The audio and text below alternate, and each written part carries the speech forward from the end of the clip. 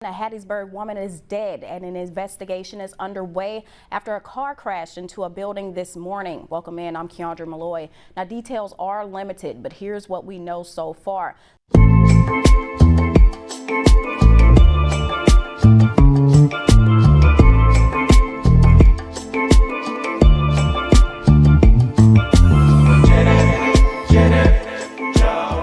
Vehicle crashed into a building on Park Place Avenue around 10 a.m. When officers arrived, they found this scene on your screen right now. You can see a portion of that security fence was down. Now, HPD says officers found a driver unresponsive inside her vehicle. She was pronounced dead on the scene.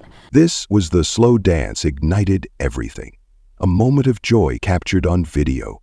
For 36-year-old Zikoya Johnson Echols, a dedicated nurse from Foxworth, Mississippi, this was a brief escape from the stress of her ongoing divorce, which eventually cost her everything. October 26, 2024, Zakoya's estranged husband, Kenrod, was staring at his phone, anger building with each second of footage showing her dancing with another man. The video wasn't scandalous, just Zakoya enjoying herself, having a drink, chilling and moving to the music with someone who wasn't her soon-to-be ex-husband.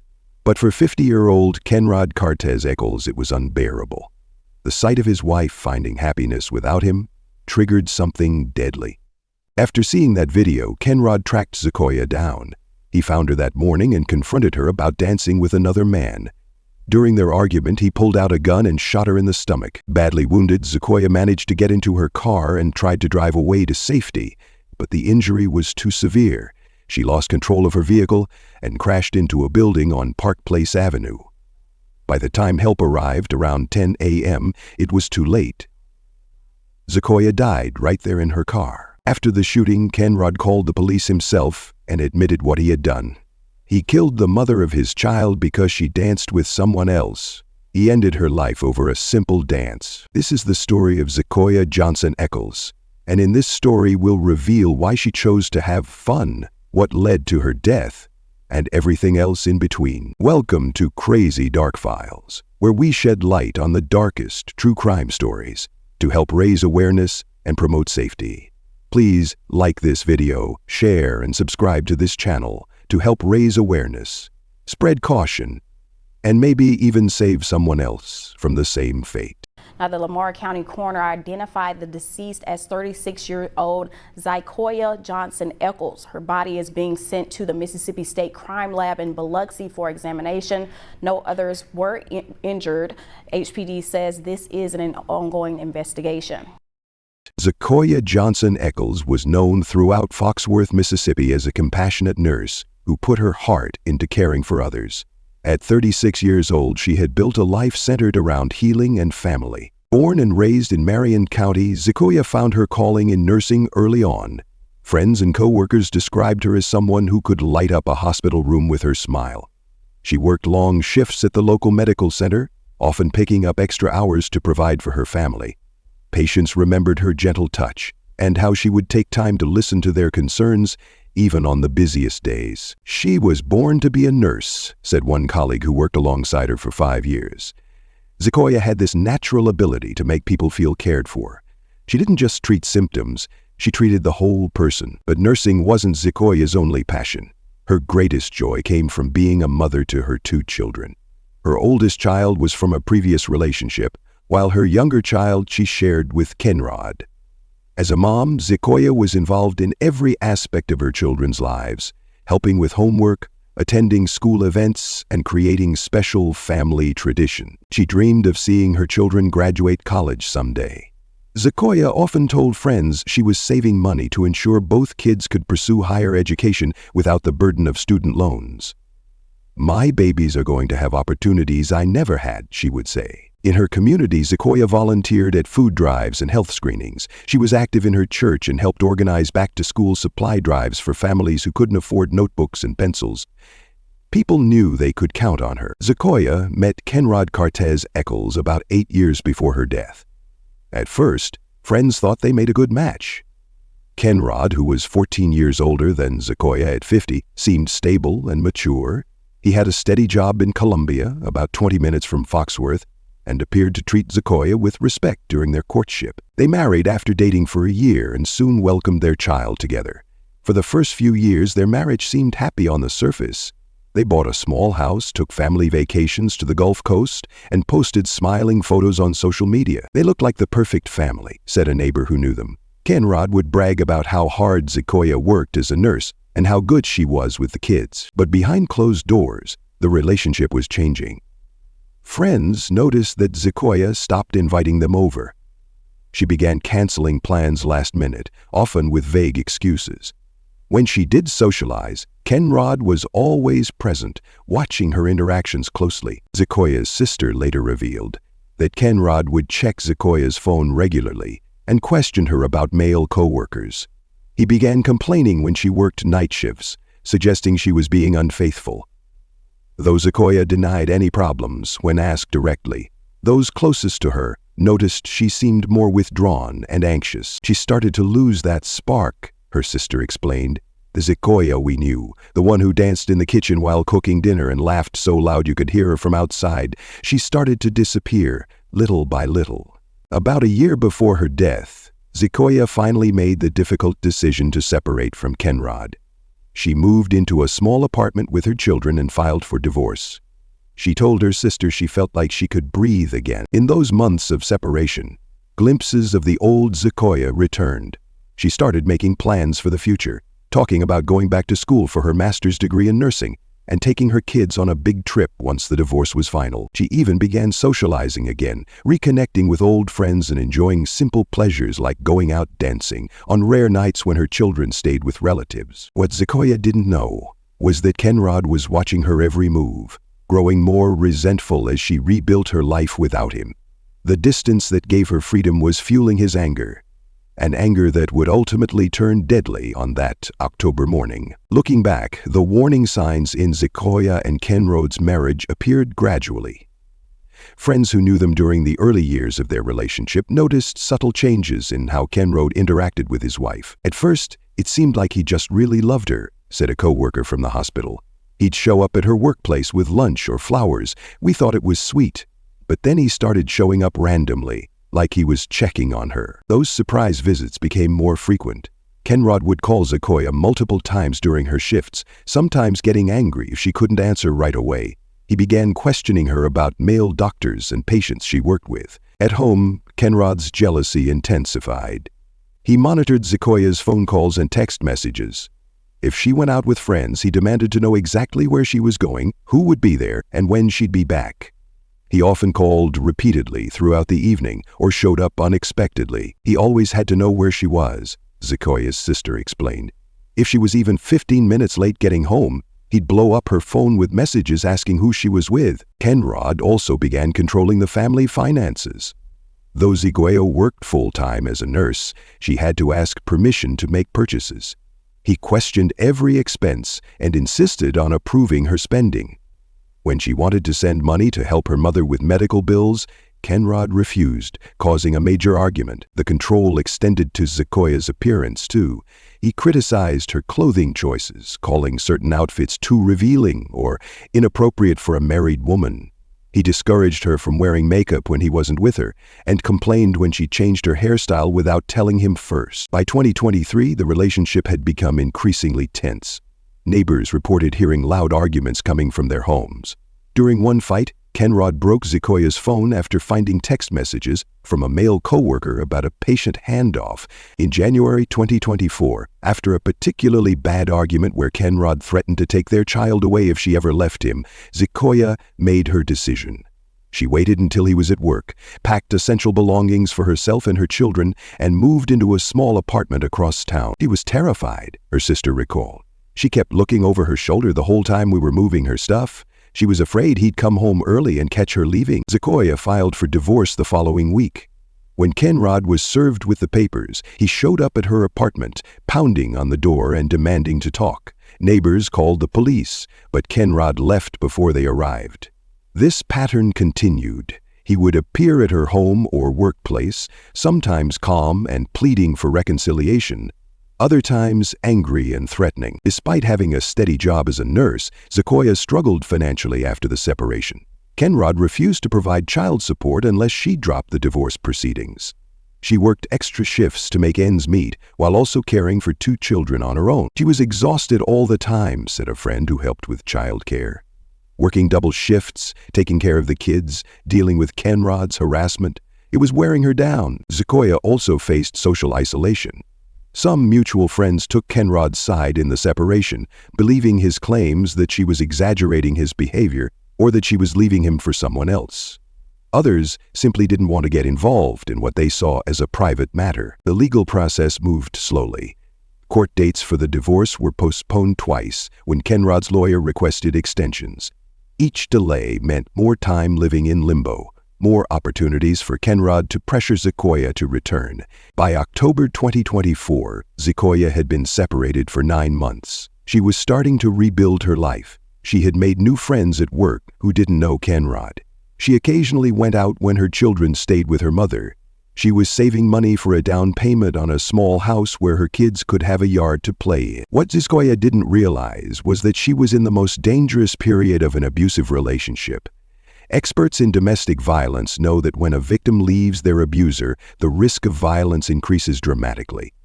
The abuser, facing the loss of control, often escalates their behavior. The most dangerous time for a victim is when they leave, explained a domestic violence counselor familiar with similar cases. The abuser sees that their control is slipping away, and they sometimes decide that if they can't have the person, no one will. Kenrod's behavior followed this pattern exactly. As Zakoya became more independent and the divorce moved forward, his attempts to monitor and control her intensified. He created fake social media accounts to follow her online. He questioned their child about who visited their apartment. He drove by her workplace at odd hours. And then came the video of Zakoya dancing with another man, the trigger that would push Kenrod's jealousy to its deadly conclusion. The night before, Friday, October 25, Zakoya had done something she rarely allowed herself to do. She went out with friends. After dropping her children off at her mother's house for an overnight stay, she joined 3 co-workers from the hospital for dinner and drinks at a local club in Hattiesburg. She deserved a night out, said one of the friends who was with her that evening. She worked so hard taking care of everyone else. We practically had to drag her out, but once we got there, she finally relaxed. At the club, Zakoya danced and laughed, moments of joy captured in several videos taken by her friends. In one clip, she was dancing with a man she had just met that night. The dance was casual, nothing romantic, just 2 people enjoying the music. Her friend posted the video to social media around midnight, tagging Zakoya. What Zakoya didn't know was that Kenrod still monitored her social media accounts, using fake profiles he had created to keep tabs on her. Around 7:30 a.m. on Saturday morning, he saw the video of his estranged wife dancing with another man. According to phone records later obtained by police, Kenrod called Zakoya 6 times between 7:45 a.m. and 8:15 a.m. She didn't answer. Text messages recovered from her phone showed his growing anger. At 8:20 a.m., Zakoya finally responded with a text. "I'm not doing this with you today, we're separated. Who I dance with is none of your business." This response seemed to push Kenrod over the edge. He left his home in Columbia and drove the 30 minutes to Hattiesburg, where he knew Zakoya would be running errands that morning. She had mentioned to their child earlier in the week that she needed to pick up prescriptions at the pharmacy near Park Place Avenue.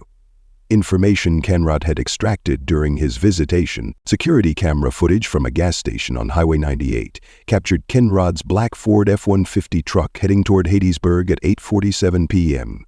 He was driving well above the speed limit. Meanwhile, unaware of the danger heading her way, Zakoya had picked up her prescriptions and was walking back to her car in the parking lot of the strip mall on Park Place Avenue. She had just gotten off the phone with her mother, confirming she would pick up the children around noon. At approximately 9:40 a.m., witnesses saw Kenrod's truck pulled into the parking lot. He parked directly behind Zakoya's white Honda Civic, blocking her in. Store employees and shoppers later described seeing a man matching Kenrod's description get out of the truck and approach a woman in the parking lot. "They were arguing loudly," said one witness who was loading groceries into her car nearby. "I could hear him yelling something about her being with another man. She kept saying, 'Leave me alone,' and trying to get into her car." The argument escalated quickly. Kenrod grabbed Zakoya's arm as she tried to open her car door. She pulled away from him and managed to get inside, locking the doors. Kenrod pounded on the window, demanding she get out and talk to him. What happened next unfolded in just seconds. Kenrod returned to his truck, reached inside, and came back with a handgun he legally owned. As Zakoya started her car and began to maneuver around his truck, Kenrod fired a single shot through the driver's side window. The bullet struck Zakoya in the abdomen. Despite being hit, she managed to drive out of the parking lot, likely in shock and desperately trying to reach help.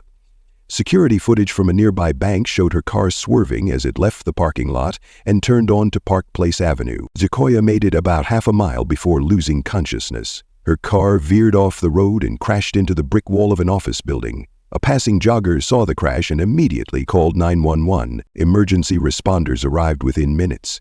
They found Zakoya slumped over the steering wheel, bleeding heavily from the gunshot wound. Despite their efforts to save her, she was pronounced dead at the scene. Back at the strip mall, witnesses had already called police about the shooting. Officers were searching the area when they received a surprising call. Kenrod himself contacted 911, confessing to shooting his wife. "I just shot my wife," he told the dispatcher, his voice eerily calm according to the 911 recording. "She was cheating on me. I saw her dancing with another man." Police located Kenrod sitting in his truck about 2 miles from the shooting scene. He surrendered without resistance, still holding the gun that had killed Zakoya. When officers asked why he had shot her, he reportedly said, "She disrespected our marriage. She was mine." The children Zakoya and Kenrod shared were still at their grandmother's house, unaware that their lives had just been shattered. They would never see their mother again. All because she danced with someone while separated from her husband. What do you think drives someone to commit such an act over something as innocent as dancing? Share your thoughts in the comments below. The crash scene on Park Place Avenue quickly transformed into a hub of police activity. Officers from the Hattiesburg Police Department secured the area with yellow crime scene tape as detectives began collecting evidence. The white Honda Civic, its driver's side window shattered and front end crumpled against the brick building, became the focal point of their investigation. Police worked methodically to document the scene, photographing the vehicle and collecting shell casings from the parking lot where the shooting had occurred. Medical examiners confirmed that Zakoya died from a single gunshot wound to the abdomen, which caused her to lose consciousness while driving, resulting in the crash. Meanwhile, Hattiesburg police officers took Kenrod Cartez Echols into custody after he called 911 to confess. When police located him, he was sitting in his truck about 2 miles from the shooting scene. The murder weapon was found in his possession. At the police station, Kenrod waived his right to an attorney and gave a full confession. During questioning, he admitted to shooting Zakoya after seeing a video of her dancing with another man at a club.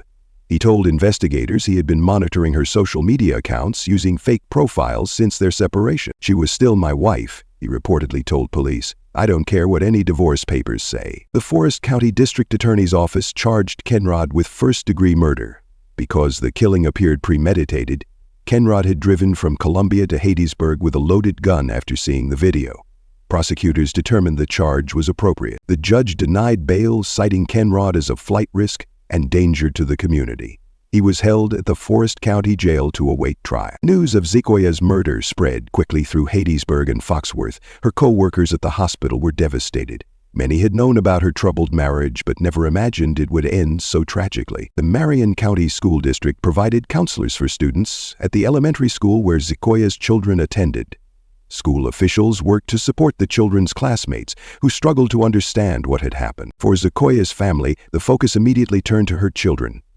Her mother took custody of both children, the 12-year-old from Zakoya's previous relationship and the 7-year-old she shared with Kenrod. The children faced the impossible task of understanding that their mother was gone and their father was responsible.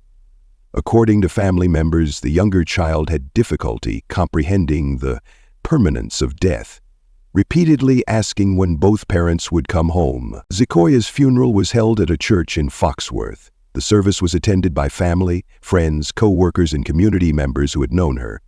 Many spoke of her dedication as a nurse and a mother, and the void her death left in the community. In the weeks following the murder, domestic violence organizations in Mississippi used the case to highlight the dangers women face when leaving abusive relationships. Statistics show that the risk of homicide increases significantly when a victim attempts to leave their abuser. Local law enforcement noted that Zakoya had done everything by the book in terms of legally separating from her husband. There had been no previous police reports of domestic violence, which is common in cases where control and intimidation happen behind closed doors. As the case proceeded toward trial, the community continued to grapple with the senseless loss of a dedicated healthcare worker and mother.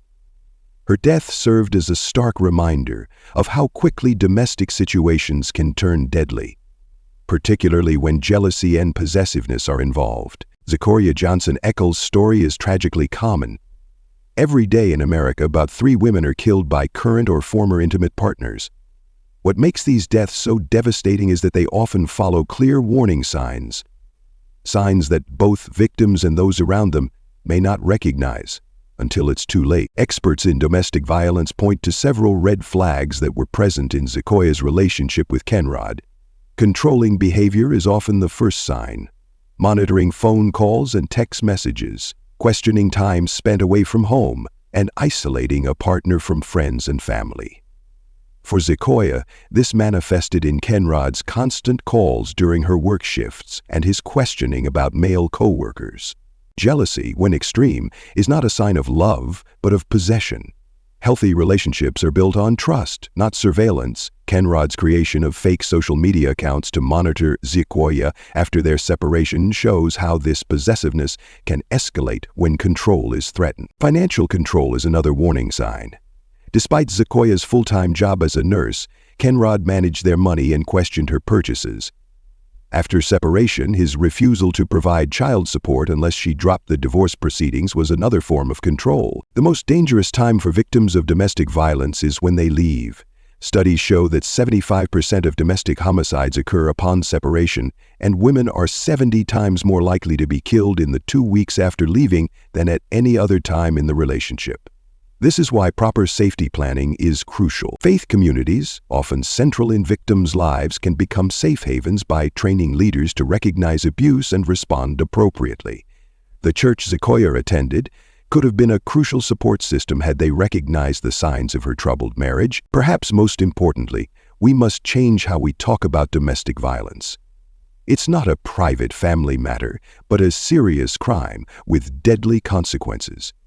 When victims share concerns, believing them is the first step towards safety. Zakoya's death, like so many others, was preventable. The video of her dancing didn't cause her murder. It was merely the excuse Kenrod used to justify what controlling partners have done for centuries, punishing women for exercising their freedom. By recognizing warning signs, supporting victims, and holding abusers accountable, we can work toward a world where women like Zakoya can leave dangerous relationships and live to build the new lives they deserve. On November 6, 2024, under a clear autumn sky, hundreds gathered at Foxworth Cemetery to say their final goodbyes to Zikoya Johnson Echols. Her white casket, covered with purple and white flowers, stood as a stark reminder of a life cut tragically short at 36. Her mother, Gloria, sat between Zakoya's 2 children, holding their hands as the pastor spoke of a woman who had dedicated her life to healing others.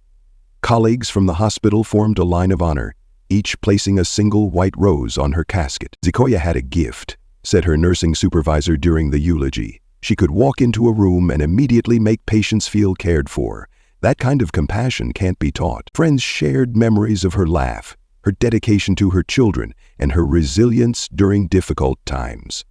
Even when things were hard, she showed up with a smile, said a longtime friend. She never wanted anyone to worry about her. As the service concluded, Zakoya's 12-year-old released a dozen purple balloons into the sky, purple being the color of domestic violence awareness. It was a poignant moment that underscored the preventable nature of her death. Zakoya's legacy lives on in the lives she touched as a nurse, in the children she raised with love and devotion, and now, in the conversations her story has sparked about domestic violence and the dangers women face when leaving controlling partners. The case against Kenrod Cartez Echols continues to move through the legal system. But regardless of the outcome, nothing will bring back the mother, daughter, friend, and healer who was taken too soon. Zakoya's story reminds us that domestic violence hides in plain sight in our communities. It crosses all social, economic, and racial boundaries. It thrives in silence and isolation, and it can turn deadly in an instant. If this story impacted you, please subscribe to Crazy Dark Files for more cases that shed light on important issues. Hit the notification bell to never miss an upload. And remember, sometimes the most important thing we can do for someone in danger is simply to believe them when they tell us something isn't right.